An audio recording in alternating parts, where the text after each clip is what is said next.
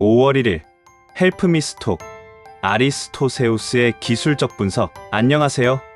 아리스토세우스 인사드립니다. 벌써 5월이네요. 당일 휴일은 잘 쉬시고 계신가요?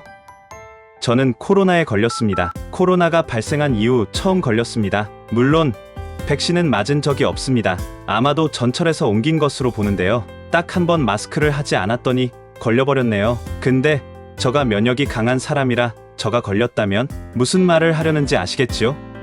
마스크 쓰시고요. 코로나는 끝난 게 아니네요. 5월 1일 당일은 이전에 선별 진단한 기술적 분석 종목들 중에서 다음 주에 관심을 가질 만한 종목들을 선별하여 재리딩을 진행하고자 합니다. 기술적 분석은 4월 30일 종가 기준으로 최종적으로 만들어진 차트 형태만을 고려하여 보이는 대로만 분석하기에 이 점을 염두에 두시고요. 네이버 21선을 뚫은 이후 5일선을 타고 가는 형태이며 현재 중기적으로는 아직 바닥권을 벗어난 상태가 아니기에 단기적으로 변동성은 강하게 움직일 것입니다. 일간 트릭스 지표 형태를 본다면 장대 양봉이 만들어진 이후 정배열로 전환된 시점이기에 이 시점의 매수 시점이었습니다. 그리고 이 시점부터 단기 투자자들의 기대 심리가 시간이 갈수록 강화되는 흐름으로 전개되었습니다. 현재 일간 SMI 지표 형태를 본다면 이번 주 월요일이 변곡점이었습니다. 즉 월요일 이후 단기적으로 추매가 뒷받침되는 형태로 전개되었으며 4월 30일을 기준점으로 단기 투자자들의 기대 수익률이 강화되었습니다. 현재 단기 투자자들은 61선까지 확장될 것이라는 믿음을 가지고 있는 시점이라 할 수 있습니다. 더구나 4월 30일을 기준점으로 일간 상승 탄력성이 강화된 형태를 보실 수 있습니다. 현재 가장 큰 문제는 61선까지의 강한 매물대일 텐데요. 분 추세 형태를 본다면 180분에 대한 추세 강도가 강세권인 상태에서 추매가 강한 시점이기에 180분 MACD 지표의 형태를 본다면 점진적인 추세 강화에 무게를 두어야 하기에 60분 22평선에 대한 지지선이 강화될 것이라 예상할 수 있습니다. 아마도 60분에 대한 추세 형태가 추매가 뒷받침된 시점이지만 아직 약한 상태에서 투자자들의 기대 수익률만 강한 시점이기에 현재의 추세 형태를 유지할 것이라 보며 현재의 흐름이라면 완만하게 61선에 터치할 가능성에 무게를 두어야 할 것입니다. 물론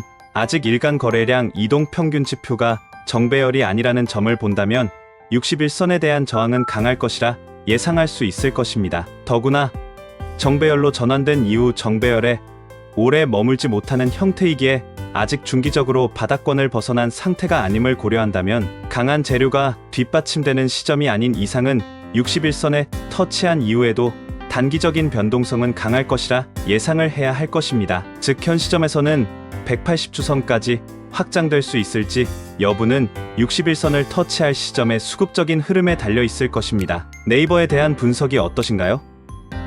증권방송에서 이렇게 분석해주는 분이 계신가요? 아마도 없을 것입니다. 이 영상을 보시고 무슨 말인지 모르시는 분들은 솔직하게 그런 투자자들에게는 저는 관심 없습니다. 이 영상은 어느 정도 차트를 보실 수 있는 분들을 위한 분석이라 할 수 있습니다. LS 머트리얼즈에 대한 기술적 분석을 진행하겠습니다. LS 머트리얼즈 현재 일간 추세 저항선에 걸친 형태이기에 고민이 깊은 종목이라 할 수 있습니다. 현 종목은 121선에 안착하게 된다면 중기적으로 바닥권을 벗어날 수 있는 형태입니다. 물론 그 시점에 강한 캔들 하나는 형성되어야 할 것입니다. 현재 21선을 돌파한 이후 단기 투자자들의 기대 심리가 점진적으로 강화되고 있는 시점입니다. 다만 아직 일간 이격도가 정배열이 아니기에 현 시점에서 121선 안착이 핵심이 될 가능성이 클 것입니다. 현재 단기적으로 기관 누적 순매수 추이 형태와 외국인 누적 순매수 추이 형태를 본다면 뭔가 반환점이 필요한 시점이며 61선에 대한 매물 소화가 길어진다면 아마도 추매가 꺾일 가능성이 클 것입니다. 다만 현재 단기 투자자들은 일목정배열을 이탈하기 이전에는 들고 갈 가능성이 클 것입니다. 현재 아직 주간 DMI 지표가 역배열인 상태에서 빠른 시점에 121선에 대한 안착이 필요할 것입니다. 즉 주간 MACD 지표의 형태를 본다면 빠른 시점에 121선에 안착하지 못할 경우 MACD선과 시그널선 간의 관계가 역배열로 전환될 가능성이 클 것입니다. SPG에 대한 기술적 분석을 진행하겠습니다. SPG 아직 일목정배열이 유지된 형태이며 아직 중기적으로 바닥권을 벗어난 시점이 아니기에 단기적으로 변동성 형태를 고려해야 할 것입니다. 현 종목은 3월부터 저가 매수에 대한 투자자들의 관심이 깊었습니다. 더구나 5일선을 타고 미끄러지는 형태의 투자자들의 관심이 깊습니다. 즉 반등할 때 급등할 가능성이 크기 때문입니다. 현재 단기적으로 수급적인 흐름이 강하지 않기에 일목정배열을 이탈하면